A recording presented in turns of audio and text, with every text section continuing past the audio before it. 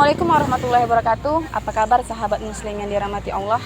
Marilah kita ucapkan puji serta rasa syukur kita atas kehadirat Allah Subhanahu wa taala, di mana Allah selalu memberikan kita karunia, salah satunya adalah nikmat menjalankan ibadah puasa pada bulan Ramadan ini.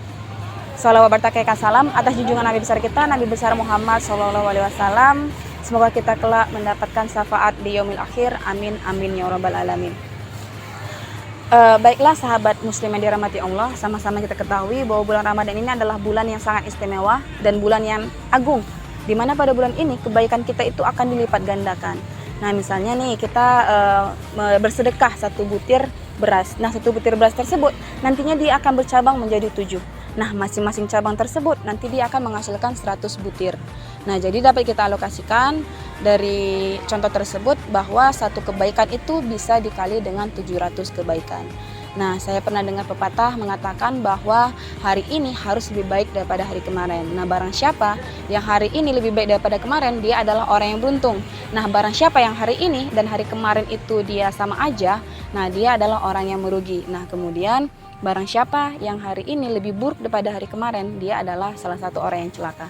Nah saya yakin bahwa sahabat muslim sekalian ingin menjadi orang yang beruntung. Maka dari itu saya akan menyampaikan tips bagaimana cara melatih diri untuk terbiasa melakukan hal-hal baik di bulan Ramadan. Nah yang pertama itu adalah niat yang kuat. Nah segala sesuatu itu kita awali dengan niat. Nah niatnya itu harus kepada Allah, untuk mendapatkan ridho dari Allah, bukan semata untuk dilihat oleh manusia. Nah dengan niat yang kokoh bisa kita ibaratkan sebagai suatu bangunan, di mana bangunan yang kokoh itu dia kalau dia pondasinya kokoh berarti bangunannya itu dia tidak mudah hancur. Sedangkan dia bangunan yang memiliki pondasi yang tidak kokoh, maka dia gampang hancur. Apabila terkena gempa dia akan hancur. Nah jadi niat yang kokoh itu bisa membuat kebiasaan baik kita akan kokoh juga. Nah lanjut yang kedua. Dan yang kedua itu adalah kebiasaan kecil ataupun kebiasaan sederhana. Nah sama-sama kita ketahui bahwa hal-hal besar itu pasti diawali dengan hal-hal yang kecil. Jadi dengan kita melakukan hal-hal kecil yang dilakukan secara konsisten, itu pasti bakalan membuat kita terbiasa dan lama-lama kita bisa menjadi pribadi yang lebih baik.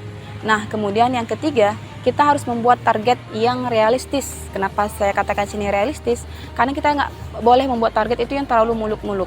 Nah misalnya kita buat target pada bulan Ramadan ini, kita ingin menghatamkan 10 kali hatam. Nah itu menurut logisnya itu nggak mungkin untuk kita yang awam.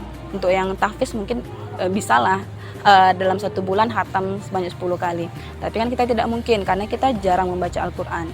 Nah jadi dengan kita membuat target yang sesuai dengan kemampuan kita, itu bisa meningkatkan kebiasaan baik dalam diri kita. Takutnya kalau kita membuat target terlalu tinggi, kita takutnya nanti bisa kecewa. Dan terakhirnya kita putus asa.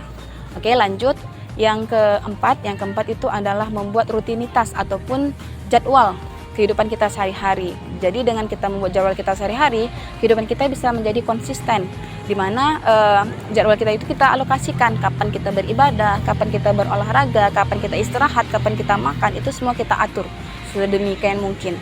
Oke, kita lanjut.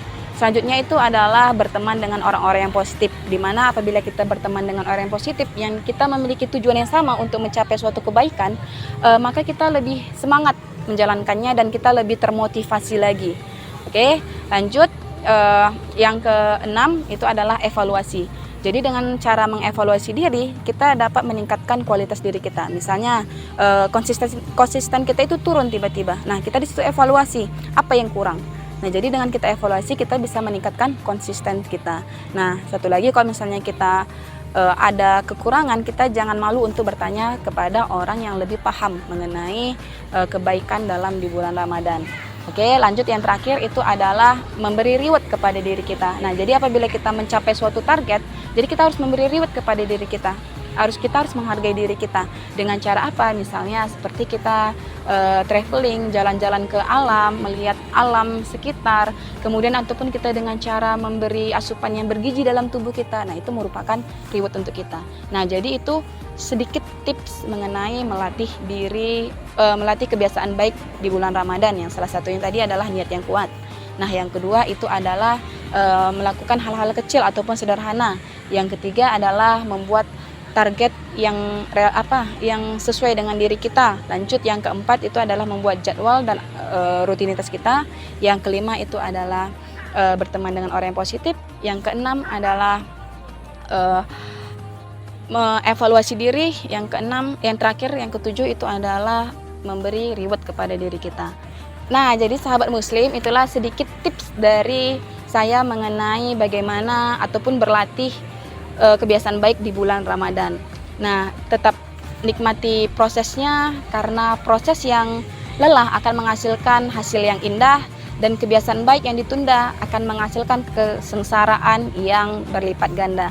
Sekian dari saya, semoga ilmu saya bermanfaat. Wassalamualaikum warahmatullahi wabarakatuh.